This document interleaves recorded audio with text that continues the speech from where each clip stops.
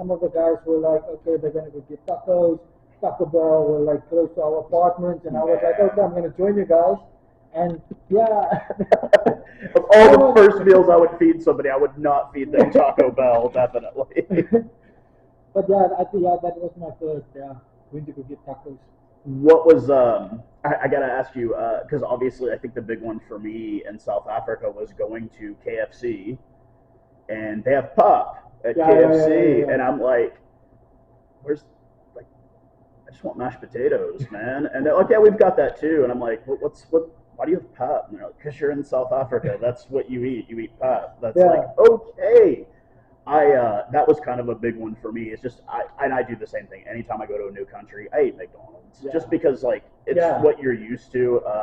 And you see some interesting meal items at McDonald's, especially in New Zealand and Australia. You get meat pies at McDonald's. So, but so you told me the biggest culture shock. What now that you're here in America most of the time now? What is the thing other than family that you miss about South Africa the most? So I must like I said, like it's obviously it's a culture shock. Not a culture shock, but like at the same time it's a nice thing for me because I mean I get to learn like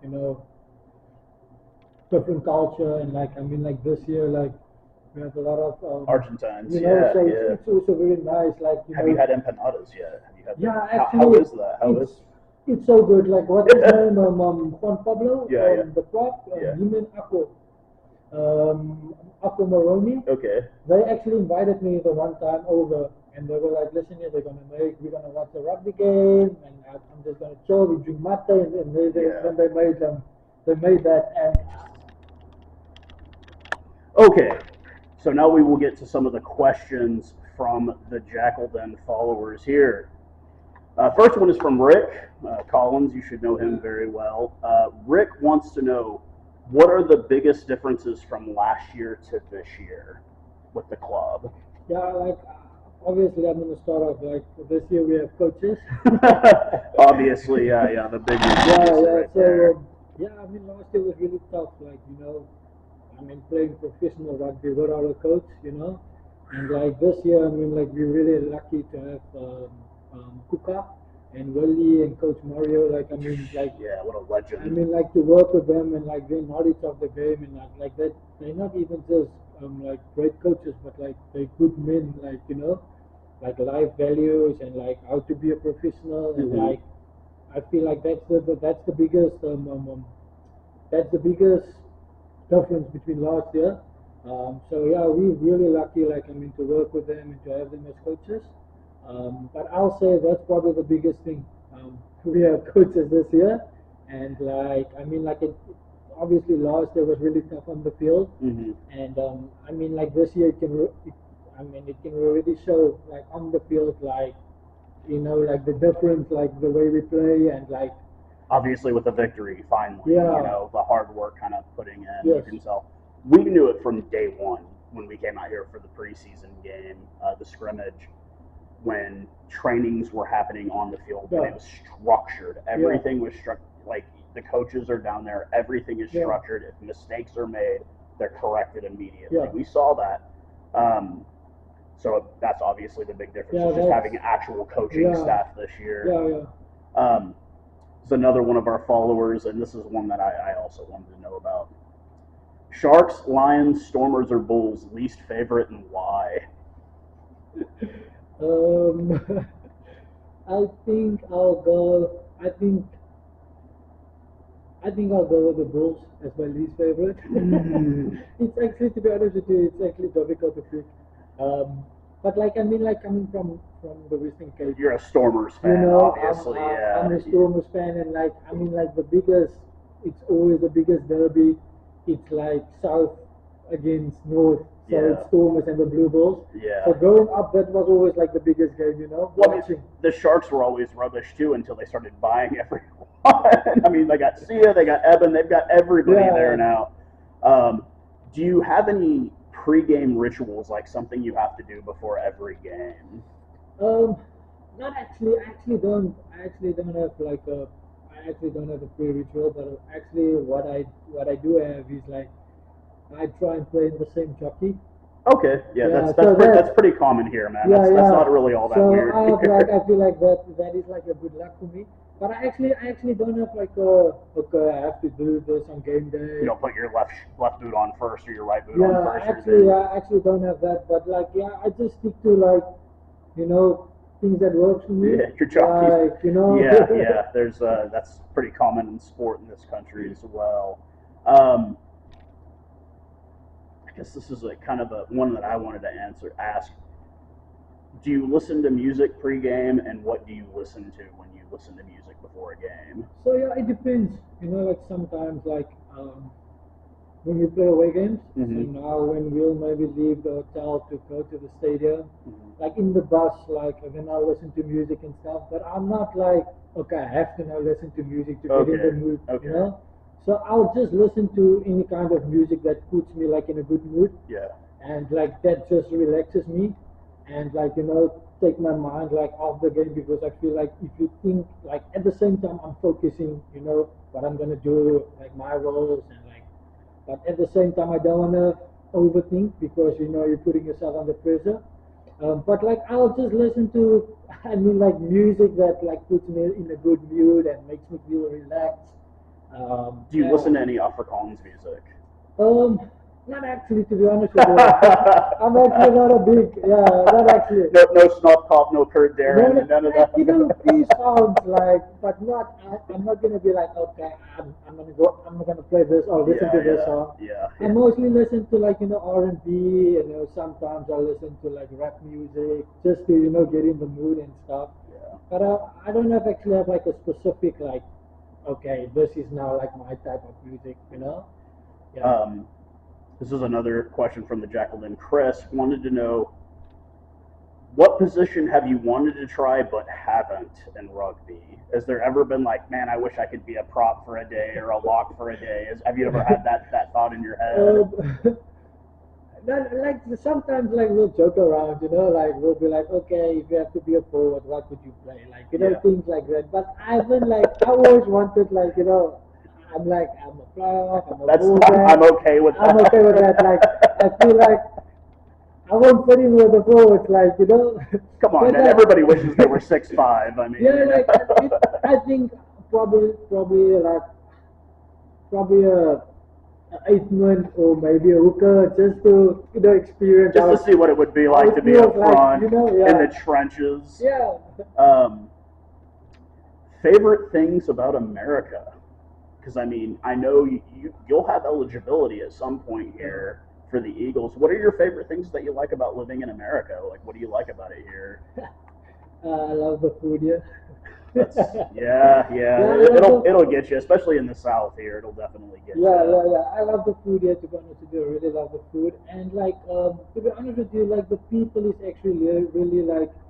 I haven't like been like in a situation before where I felt like okay, my accent is a little bit weird. I'm not from here. Like Yeah, I yeah, feel yeah. like the Yeah. people are always really like you know like nice and like welcoming like everywhere where I go and stuff and like especially when they hear my accent and they're like okay where you from I'm like okay from South Africa and then like they're more interested like you know you're Yeah. from Africa and stuff like that but I think like the food and like the people and like Has has the ethnicity thing ever been asked here? Have people been like, what are you like half white, half black? Have people asked you that here? people actually they actually get confused they Because unfortunately, what you actually are here, and this is just nobody don't scream at me for this, but you're colored. Yeah. You're a Cape colored. Yeah, this is actually yeah. this is not a racist thing in South Africa. Yeah. This is a total cultural identity. yeah And I'm sure if you tell people that here, they're going to be like, "Oh, don't say that about yeah yourself. because That's a bad word." I spoke to a few guys like before and like they asked me like what race am I and I like said like I'm a colored I'm proud to be a colored Yeah. and like in South Africa it's not something like you know Yeah, it's not a big deal to yeah say that there. but like sometimes I'm like people get confused here like they think I'm like a Mexican like they're Have like people thought you were Mexican yeah, here? Oh, that's crazy, like I man. order food and stuff, and then they're like, their response is like in Spanish, and then I'm like, but I don't understand. Like I know the common words like Ola and but It's I don't I can't speak in a sentence or something. That's totally crazy, man. Yeah. I would have never thought Mexican of all things, but hey, it is Texas, man. So obviously we got the first win on the year this last weekend. Hopefully, we continue to build off of that. We head to Houston in a week. This was actually a question I wanted to ask. When Carlo was here, did you and Carlo speak Afrikaans on the field to each other? Yeah. So my first language is Afrikaans. His first language is Afrikaans, and obviously, it made it a little bit easier because we could just speak in Afrikaans. I would just tell him I want the ball quick, in Afrikaans it's fun. Yeah. And I'm deeper, things like that, mini chats and stuff. So it made it a little bit easier, and I think it's the same with the Spanish guys. Because when they talk or their mini chats or rugby chats, it's in Spanish, so it helps a lot, and it made it a little bit easier. And obviously, Carlo 9, I'm at 10, so for that combination, you needed to have that communication. Was key. And we're still really good friends. We still speak, we still in contact and stuff. I'm excited to see him next weekend. Honestly, after the game, I'll definitely go out and give him a big hug because I'm happy for him. He's doing really, really well down there in Houston, and it makes me wonder how much of the Houston squad is speaking Afrikaans on the pitch because there's a lot of South Africans there, man. I actually brought it up in the interview with Coach Ledesma whenever Argentina was playing Scotland and their captain had asked the guy in Scotland, do you want me to say it in Afrikaans for you? And it was just kind of so that's kind of the next thing is that as you see the sport of rugby growing, not just here in America, but everywhere. Your former hooker last year, Augusto, Chile making their first Rugby World Cup this year. And it seems to be that it's the same kind of nations that are getting it, and I ask this because you will have eligibility here. I brought it up with Mario how Argentina is 100% Argentinian, South Africa is 100% South African, but there seems to be teams like Scotland, obviously lots of South Africans on that team. There's South Africans on Japan, and the USA Eagles formerly coached by a South African. Do you feel that's the level of rugby that's coming from your country, is that it's so big that it's overflowing and it's going everywhere else because there's just so much of it? In South Africa, rugby is growing up, the first thing you do, you get a rugby ball and you start playing in your backyard. And growing up and getting older, you want to play rugby, that's the main thing. And our rugby is in South Africa now, especially in school level, guys, they get treated like professionals. And you're still in school, so that's already a big step. And if you look at the schools, I can name you probably 10 schools that's really, really, really big. That just makes it so much easier for rugby guys, or if you want to excel in rugby or become a professional rugby player, that platform.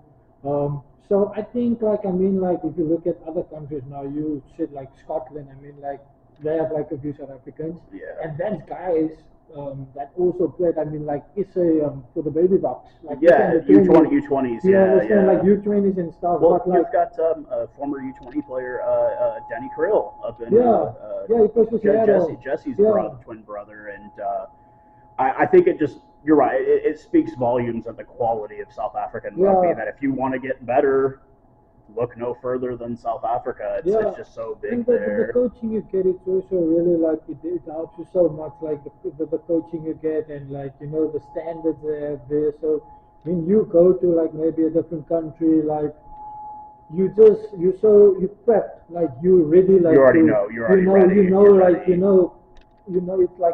because in South Africa, it's when you play rugby professionally, it's a full-time job. So you guys train in the morning. You guys will have meetings, you guys will have a break, you guys will have a second field session in the afternoon. So it's almost like a job, like maybe an 8 till 5 job. So it's like, I mean, like when you go to a different country and you've maybe played like for 5 years professional, it's already like, it's a habit, it's part of your lifestyle, you know. So it's not like you need to like now adjust and like things like that. Do you see U.S. rugby growing in the correct direction? I think like we always have these chats, like people is like, but like I mean like now where they didn't qualify and stuff, and like people is like, but they're getting a lot of foreigners in, and like how is the USA rugby gonna grow, and you know, and like I always take the example, if you look at Japan, I mean like this, they started like how the MR started off, you know, like getting a lot of internationals in, and that helps the game, you know, like I mean a guy like Nonu, I mean, like at San Diego, the guys who's playing under him, and not just even under him, but like playing with him, they learn so much rugby and the knowledge he has. I mean, with the experience over the years, and like if you take the example, if you take Japan, I mean, like they started off like with them are now, and I mean, look how big their league is now, and look how Japan's rugby grew. So I think they're heading in the right direction. There's obviously still stuff they can still tweak, and you know, like to make it a little bit like, you know, easier for the, I mean, for the players and stuff. But I think they're heading in the right direction, and I think the rugby is growing very quickly in the States. Yeah, it's especially this year with Sam and Connor, especially both American raised boys who are very, very good at the sport. If there was anything that you could change about the league here, what would you change?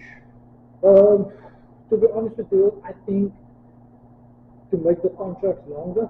Okay. Instead of 6 months, make it maybe a year, 18 months. You know? Yeah. I feel like that will also help because like I said, like, you know, I'm going to go back to South Africa. It's a full-time job. Yeah. And like now it's 6 months. Yeah. So now maybe in the off season you don't play club rugby, now you need to go work. And like you're not in that rugby environment all the time where you're like, maybe if you like, you know, if your contract is maybe for a year or maybe, you know, you always constantly, and not saying like you have to play for a year, still but play. In the off season you're training still full time. It's a full time job. You know, there's a program you guys follow. You still try to like eat well and like, you know, all of those things. And like when the rugby season starts, it's not like, okay, you need to like push really hard now in the preseason.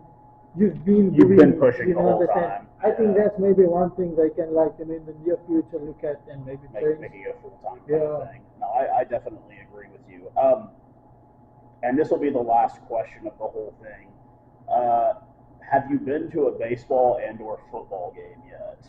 That's actually I actually went to go watch the Braves when I was in Atlanta. I haven't been to a baseball game yet. Yeah. That's actually, did you understand the sport at all? To be honest with you, I actually went with the mindset like with cricket. So I thought they're gonna smash the ball the whole time and it's over and it was totally the opposite. And then I asked like the guys like, and they're like, but they don't always like get like, you know, like a home run and like things like that. Yeah. But I haven't watched like a Rangers game before. That's actually one of the things I want to do. And I actually haven't watched a football game. That's also one of the things I really, really like. Well, hopefully before the end of the season, not a football game. I'd love to take you to an ice hockey game. Yeah, that would be nice. Just watch a fight. We actually went last year. The team went last year, and I really enjoyed it because it was. I mean, it's fast. It was always action, and like I was like, and the people started chanting like fight. And I was like, is this like something normal? Isn't there like you know, like a red card or something? But that's one thing I want to do again. I want to go. I enjoy the ice hockey. Me being from the ice hockey background, and people would always ask me like, "Hey, why are you into rugby?" And I'm like, "Because it's the same thing. It's fast. It's nonstop." Yeah. And I had never played rugby until recently, and I had no idea how hard it was to offload a ball while you're running at full speed. Like, watching it on TV and being a fan, I'm like, oh, that's easy as... No, it is not. And I had nobody on me, and I couldn't offload it properly. It's like, imagine if I've got a guy over my shoulder and I'm trying to get the offload off. Oh, and one last one. In a 40-meter run, who's the fastest guy on the team? in a 40-meter. On this team, who's the fastest I guy? think the two fastest guys, like because we did like sprints and stuff. Yeah. I think it's Eric Napowski. Of course, yeah. Him and Danny. Oh my God. Danny's also quite good. Yeah, well, yeah. And what's his name? Akko. Akko's also really good. Really? But I think I'll give it to Eric. Eric, Yeah. I think I call him Speedy. That's what I call him. Speedy Napowski. Yeah, he's I think he's the quickest guy. But well, that's it for this one, folks. This was a great one. Just want to say this is another Jakl Den podcast made by the fans for the fans. Cheers, guys.